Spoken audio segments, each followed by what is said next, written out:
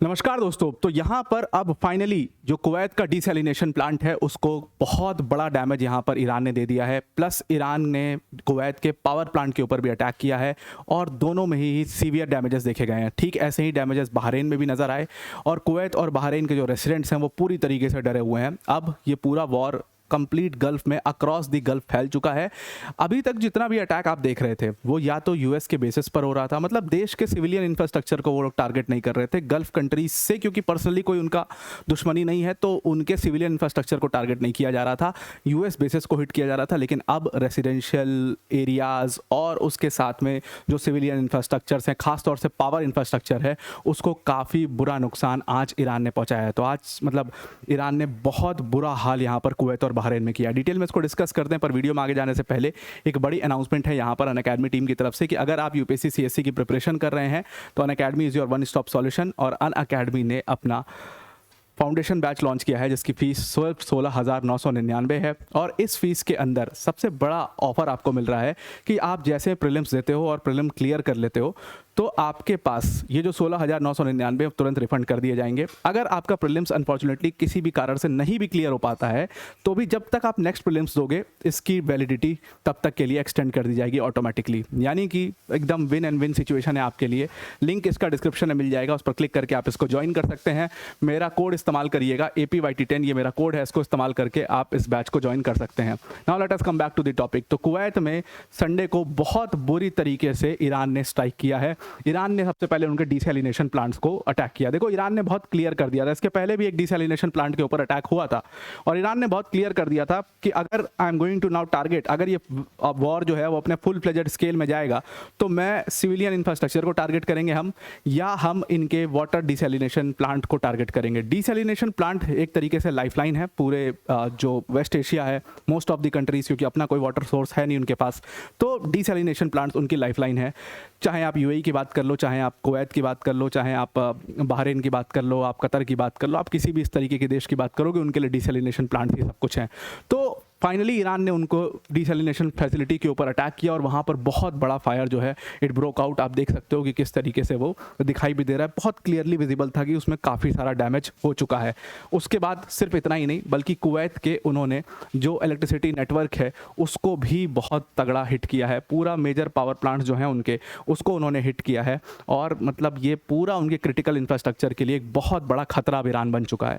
मतलब गल्फ में जितने भी देश हैं सब के सब समय सत्ते में आ चुके हैं क्योंकि सिविलियन इंफ्रास्ट्रक्चर को टारगेट करना यहाँ पर ईरान ने शुरू कर दिया और धमकी भी दी है कि हम ये कंटिन्यू करेंगे जब तक आप लोग यूएस को समझाओगे नहीं कि बेटा इस वॉर को आगे मत बढ़ाओ। जब तक आप लोग इस चीज़ को नहीं समझाओगे हम ये सब करते रहेंगे और आखिरी दम तक करते रहेंगे। उन्होंने कहा कि ये तीसरा अटैक था पावर और डिसैलिनेशन प्लांट्स के ऊपर। इतने दिनों में ये तीसरा अटैक था जब ये वॉर दोबारा से शुरू हुआ है। यानी कि बहुत एजेंडा, बहुत मामला क्लियर है कि हमें डिसैलिनेशन प्लांट्स को टारगेट करना है और पावर स्ट्रक्चर को टारगेट करना है। हमें एकदम पूरी तरीके से इनको इतना परेशान कर देना है कि ये खुद यूएस के ऊपर खूब प्रेशर बना दें और वही चीज़ हो भी रही है। ये लोग यूएस के ऊपर प्रेशर बना भी रहे हैं। कुवैत की जो मिनिस्ट्री ऑफ इलेक्ट्रिसिटी है उन्होंने कहा कि water ministry of electricity and water and renewable energy है, उन्होंने कहा कि जो अभी लेटेस्ट स्ट्राइक हुए उसमें हमारा पावर जनरेशन यूनिट जो है a fire broke out into it और हम उसको अभी असेस कर रहे हैं। हमने उसको रोकने की कोशिश की, हम उसको असेस कर रहे हैं, लेकिन उसमें बहुत बड़े नुकसान हैं और ये सुविधाएं बाधित रहेंगी। पानी की सुविधाएं बाधित रहेगी, इलेक्ट्रिसिटी की सुविधाएं अभी फिलहाल कुछ समय तक बाधित रहेंगी। एमरजेंसी रिस्पॉन्स प्रोटोकॉल्स ले लिए गए थे, वहाँ पर फायर फाइटर्स और ये सारी चीज़ें टीम्स जो हैं वो पहुँच चुकी थी, लेकिन तब तक सब कुछ खत्म हो चुका था। बिल्कुल इन्होंने एग्जैक्ट स्पेसिफिकली उसको टारगेट करके, गलती से नहीं हुआ ये, बिल्कुल उसको टारगेट करके ही अटैक किया हुआ था और इसीलिए वो डिस्ट्रॉय कर दिया गया। रही बात कुवैत और बहरीन दोनों की, तो दोनों के रेसिडेंट्स, दोनों कुवैत सिटी और यहाँ पर बहरीन की कैपिटल मनामा, दोनों जगह पर एक्सप्लोजन सुनाई दिए। पूरा धुआं का अंबार जो है आपको दिखाई दे रहा होगा, ये तस्वीर मनामा की ही है। यहाँ पर पूरा कंप्लीट डिस्ट्रक्शन जो है वो आपको दिखाई दे रहा होगा। रेसिडेंट्स, पूरा अलार्म बज रहे थे हर जगह पर। रेसिडेंट्स जो हैं उनको साफ कह दिया गया कि कहीं भी बाहर मत निकलो अपने घर से, घर में ही रहिए, आप लोग की जान खतरे में है और बिल्कुल इमरजेंसी मेजर्स वहाँ पर लिए जा रहे हैं। रेसिडेंट्स बहुत ज़्यादा डरे हुए हैं, जितने भी रेसिडेंट्स हैं। अब देखिए बहरीन के ऊपर अटैक करने का सिंपल सा लॉजिक था कि यूएस की जो 5th नेवी फ्लीट है वो वहाँ पर है, तो इसीलिए बहरीन को लगातार इन्होंने टारगेट किया है। लेकिन कुवैत बीच में पूरी तरीके से फंस गया। अगर मैं 2-3 देशों का नाम बताऊं आपको, तो कुवैत, बहरीन और यूएई, ये 3 वो देश हैं जो बुरी तरीके से यहाँ पर फंस चुके हैं। अब इन्होंने सिर्फ सिविलियन इंफ्रास्ट्रक्चर के ऊपर अटैक नहीं किया, बल्कि कुवैत में जो अटैक हुआ वो और बड़ा था। वो अमेरिकन मिलिट्री इंस्टॉलेशंस के ऊपर भी किया गया।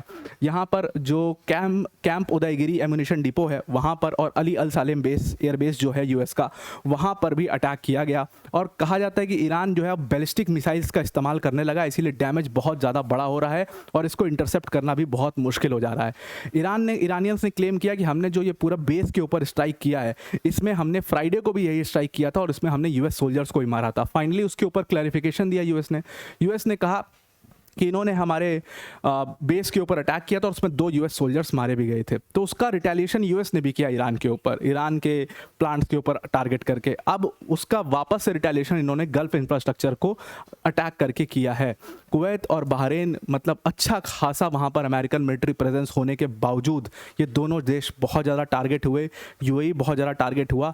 तो एक बहुत बड़ा सवाल खड़ा होता है कि जो गल्फ की एनर्जी सिक्योरिटी की आप बात करते थे, अभी तक हम क्या देख रहे थे?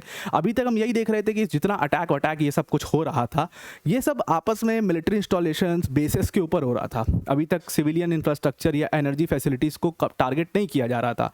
लेकिन अब जब एनर्जी फैसिलिटीज़ को डायरेक्ट उन्होंने टारगेट करना शुरू कर दिया है, तो यूएस की एनर्जी सिक्योरिटी का क्या, जो यूएस अपने आप को पूरे गल्फ का दादा बनता आया आज तक कि हम यहाँ पर एनर्जी सिक्योरिटी प्रोवाइड कर रहे हैं, तो वो एनर्जी सिक्योरिटी का क्या आप यूएस को ट्रस्ट कर सकते हो? बिल्कुल भी आप यूएस को ट्रस्ट नहीं कर सकते हो। तो यहाँ पर यूएस सेंट्रल कमांड यानी सेंटकॉम का मैसेज आया कि अमेरिकन सर्विस मेंबर्स जो हैं वो मारे गए। 2 अमेरिकन सर्विस मेंबर्स फ्राइडे को मारे गए, एक उसमें से घायल है या गायब है, मतलब ही वेंट मिसिंग, पता नहीं चला कहाँ पर गया, मे बी शायद ही इज नो मोर। तो इसका रिटेलिएशन करते हुए यूएस ने ईरान के सिविलियन इंफ्रास्ट्रक्चर को टारगेट किया था। उसके रिस्पांस में ईरान ने आज कुवैत और बहरीन को टारगेट किया है। मतलब इन दोनों की लड़ाई में कहते हैं ना कि पूरा गल्फ जो है वो बुरी तरीके से फंस चुका है।